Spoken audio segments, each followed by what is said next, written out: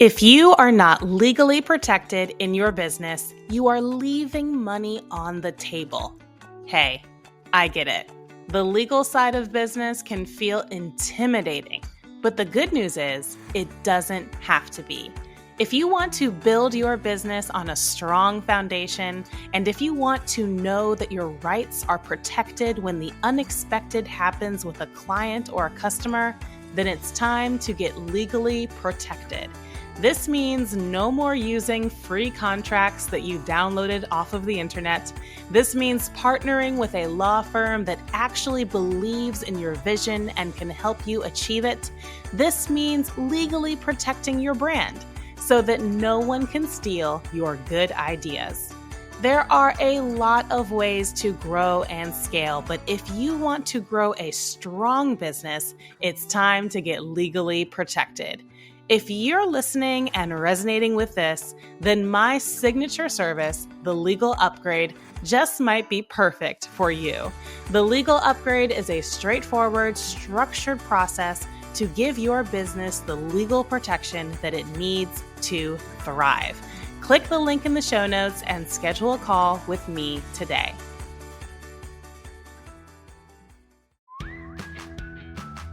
Hello and welcome to the Legal Upgrade Podcast. I'm your host, licensed attorney Christian Hammond.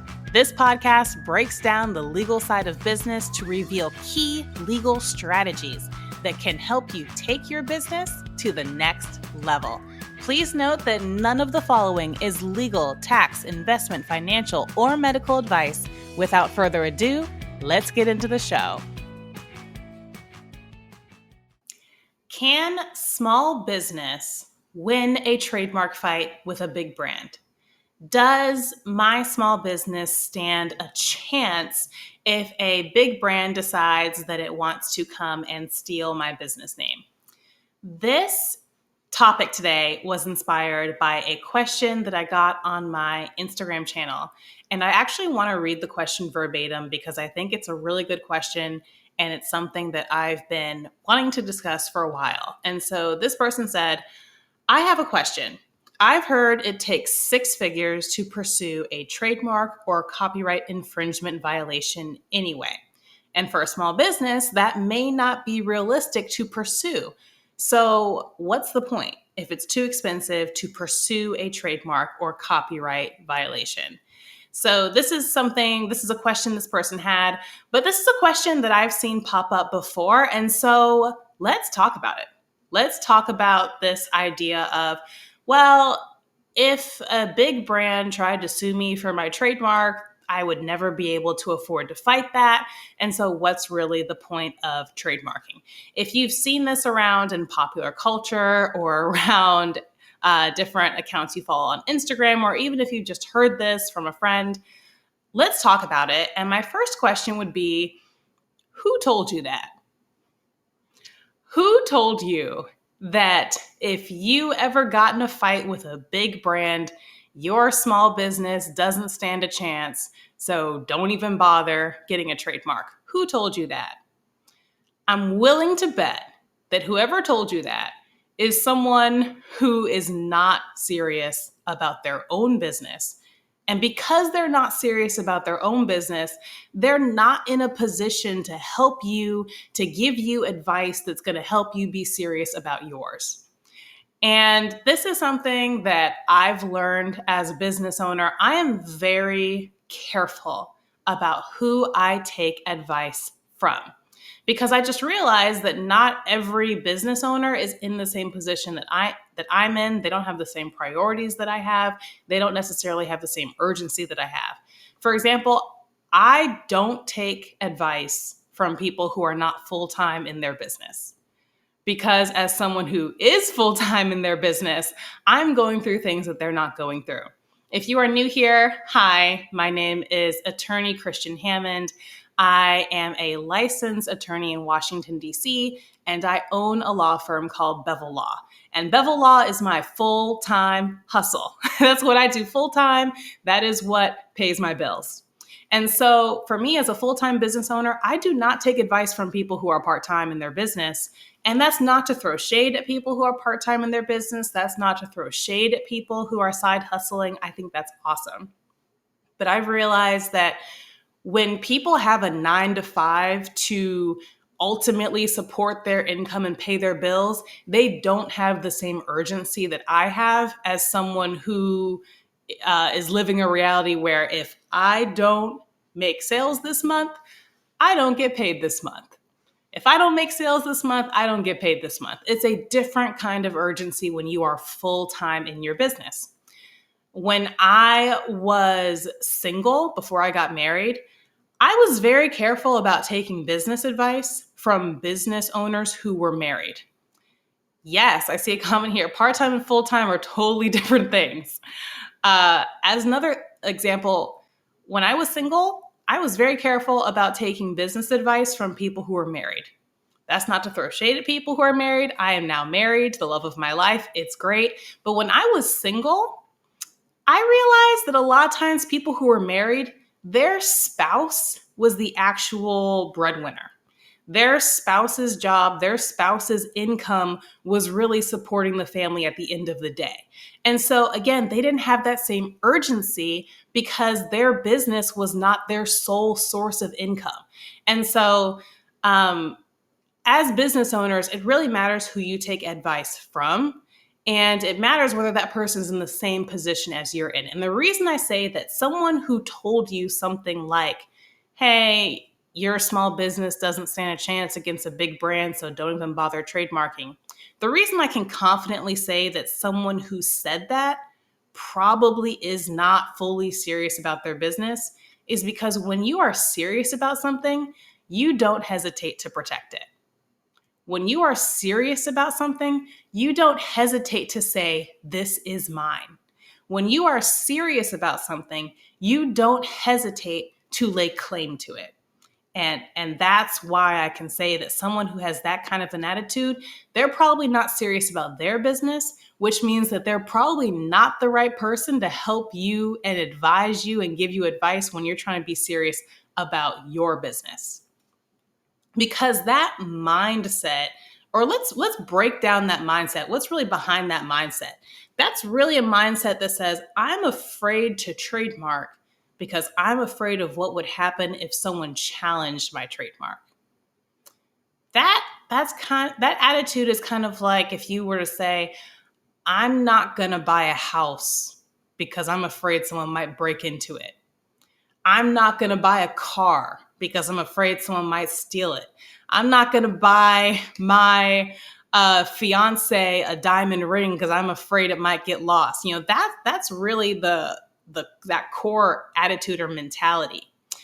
And if that's where you're at today, I'm not here to attack you or make you feel bad about that. But I am here to say, if that's your mentality, if the way you're thinking about trademarking and the way you're thinking about your business reflects other ideas you have in your life, if you even thought to yourself, I don't want to buy a house because I'm afraid something bad might happen. If that's a thought that you've had, then we're not even talking about business anymore. We're not even talking about trademark law anymore. We're talking about your mindset and your mentality, and there might be some work that needs to happen there on your mindset and on your mentality. You might need to drill down into what is fueling those thoughts, what is motivating those thoughts. Now, I am not a psychologist, so I can't help with that. So let's get back to trademark law. But I just wanted to make you self-aware that if that's a thought that you're having, there might be something going on there that's beyond business, that's beyond trademark law, and that really comes down to your core mindset as the person who is also the CEO.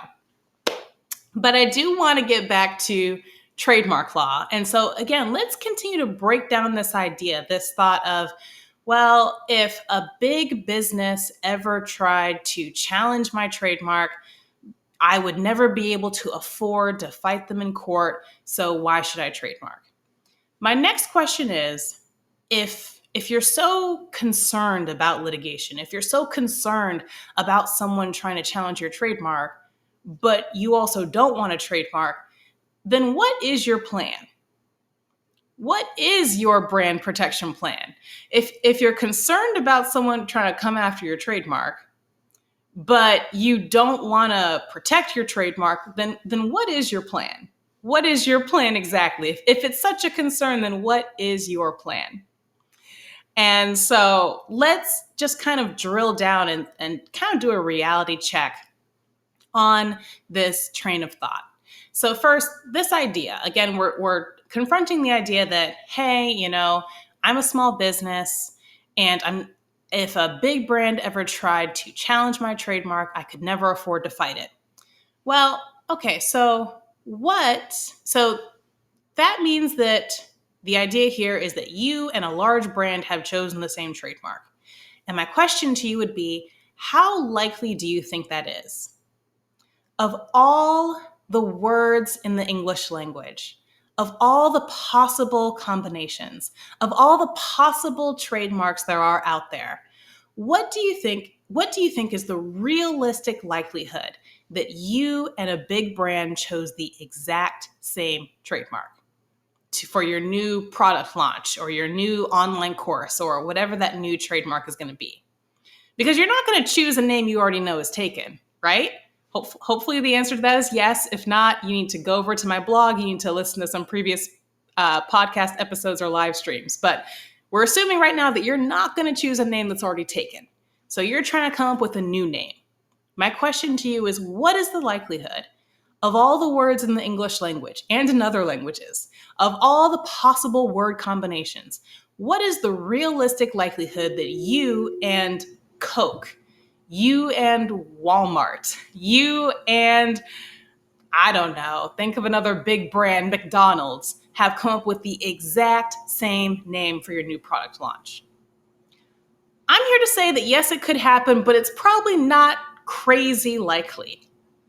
And if that is true, if you're willing to accept my premise that it's probably not super likely or excessively likely that you and a large brand picked the exact same name at the exact same time to launch a new product, well then, who is your realistic trademark opponent? If it's not probably one of those big brands, that means that your realistic trademark opponent is probably another small business. Somebody like you, someone approximately your same size, someone with approximately your same budget. And so now we're not talking about David and Goliath anymore. We're talking about David and David.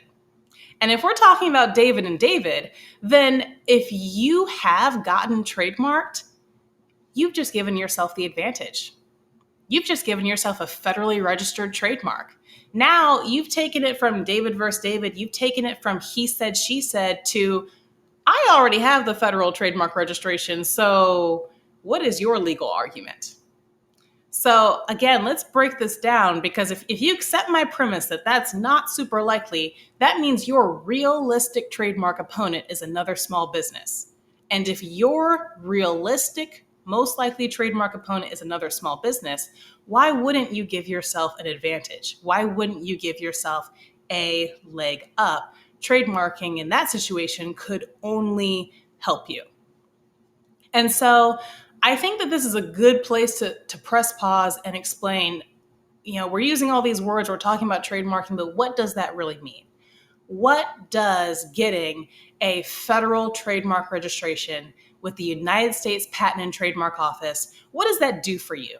What advantages do you get? How does that change your world as a CEO, founder, business owner? So let's press pause and let's step back and let's talk about that. So under United States law, if you're listening in from a different country, this might be helpful to you, but just as a disclaimer, it might be different in your country. But under United States trademark law, the day that someone starts offering a service or selling a product using a business name is the day that that trademark starts to exist under United States trademark law. The day that you start selling and invoicing for whatever product or service that is the day that a trademark legally exists. But if that trademark has never been registered at the federal level, with the United States Patent and Trademark Office, then that is simply a common law trademark. It's called a common law trademark or an unregistered trademark. So what can you do with an unregistered common law trademark? The major difference between a federally registered trademark and a common law trademark is how easy they are to protect. Common law trademarks are very difficult to protect. With a common law trademark, it's all on you to prove that you've actually been making sales and that you've been taking up the space you say you're taking up in the marketplace, and that you should have a right to control a certain geographic area based on your sales and really what you've been able to do in the marketplace. All the burden is on you. All the pressure is on you. There's no real laws working in your favor. And what that comes down to is that defending a common law trademark is very expensive. It's going to be an uphill battle for a common law trademark in court. On the flip side, when a business owner decides that they want to get registered at the federal level, that they want to take that common law trademark and turn it into a federally registered trademark with the United States Patent and Trademark Office, a whole new world opens up. Because when you federally get that trademark registered at the federal level, you get a federal registration number. And I like to call this the golden ticket. I like to call a federal registration number a golden ticket, because when you get that number, a whole new world of possibilities opens up. And so here are the things that happen when you get that federally registered trademark. First of all, you get to use the R symbol. You've probably seen it. It's the R with a circle around it. You've probably seen other brands using it and putting it after their trademarks. That R stands for registered. And you cannot use that R symbol unless your trademark has been registered at the federal level, which means that once you can use that R symbol, you're putting everybody else on notice that your trademark is registered with the government. And another thing that happens is that your trademark is then listed in the federal database as registered, showing you as the owner. And that means that anybody else, whether they're a big brand or a small brand, is going to think twice before willingly choosing a name that is already taken. And I think that there's this idea that big brands just have unlimited resources to sue whoever they want to sue, whether they have a good argument or not. Thanks, Jennifer. I think there's this idea that big brands have these unlimited budgets to sue whoever they want to sue. But here's the thing. Most large companies are publicly traded. Because they're publicly traded, that means they are accountable to their shareholders. So if they're going to get into a large lawsuit, they have to feel comfortable justifying that to their shareholders.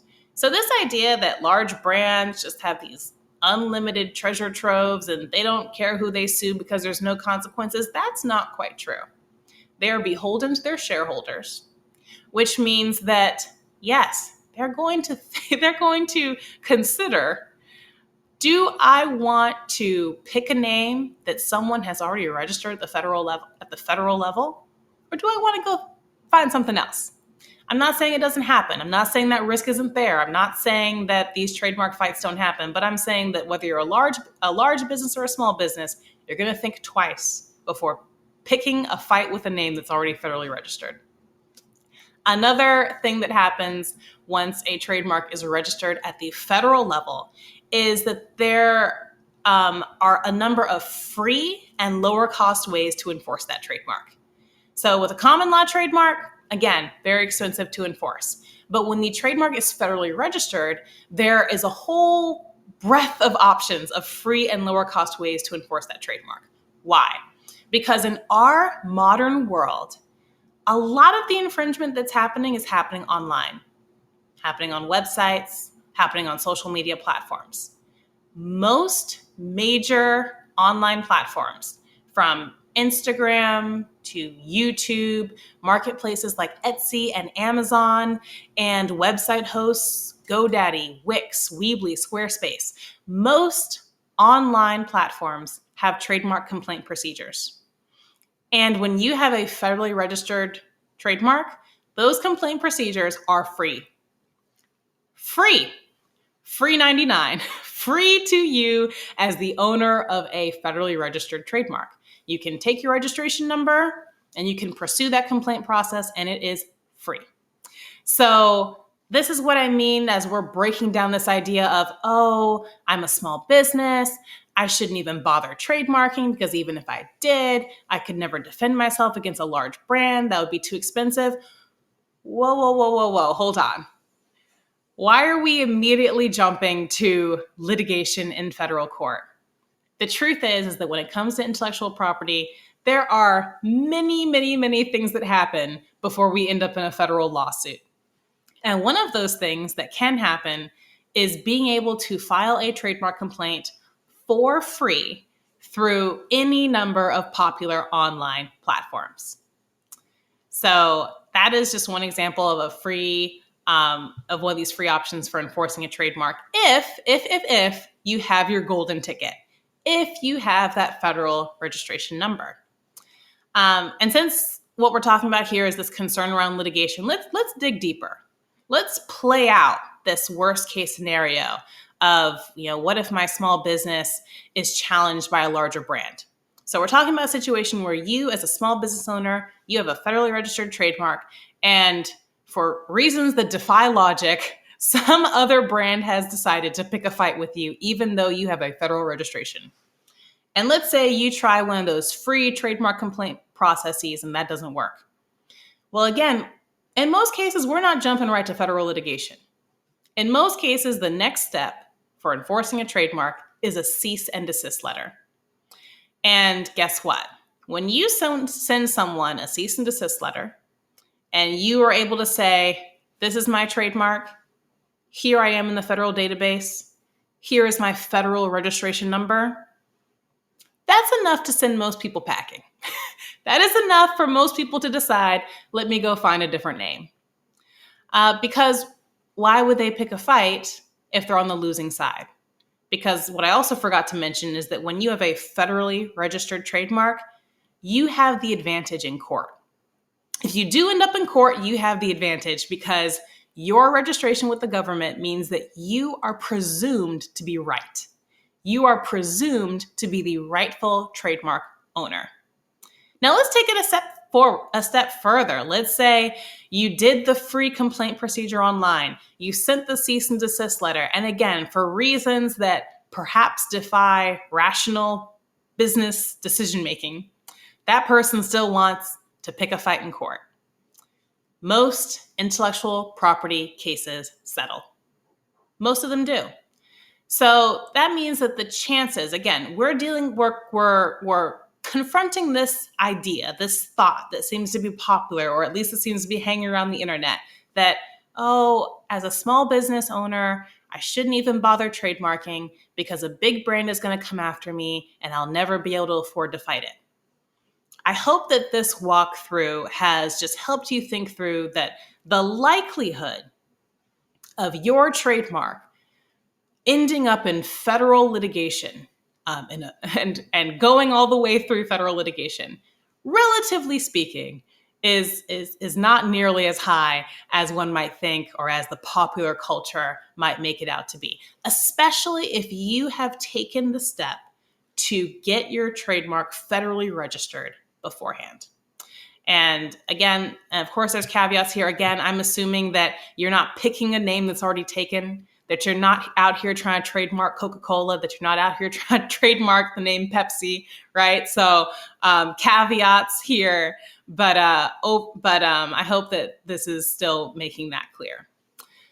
So to recap, there's this idea out here in the popular culture, but I hope that this walkthrough has just kind of shed some light and helped you to see that actually the opposite is true.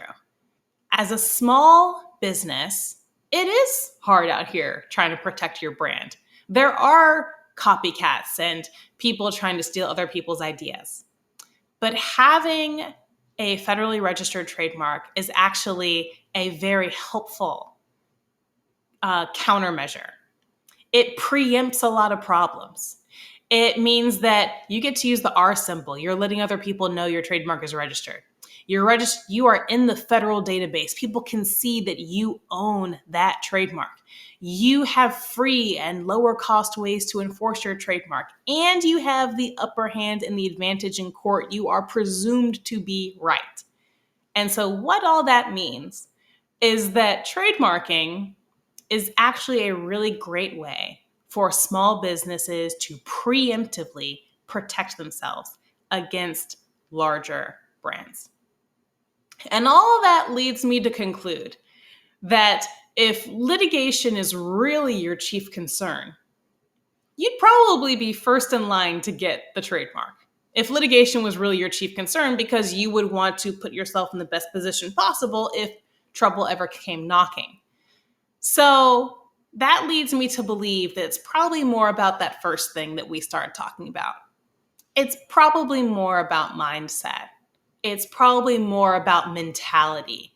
It's probably more a mentality that I'm guessing isn't just present in your business, but maybe has affected other areas of your life. This fear of, well, if I try to put myself out there, or if I try to lay claim to what's mine, or if I try to become an owner, something bad is going to happen, or someone's going to try to take it from me. If that's a mentality, again, that you've realized is not just in your business, but maybe other areas of your life, again, I'm not here to make you feel bad about that. I'm not here to put you down about that, but I am trying to make you self-aware that is a thing that might be happening, and that this might not even be about business. It might not even be about trademark law, but it might be about maybe some work that needs to happen for you to become the CEO that you really want to be able to be.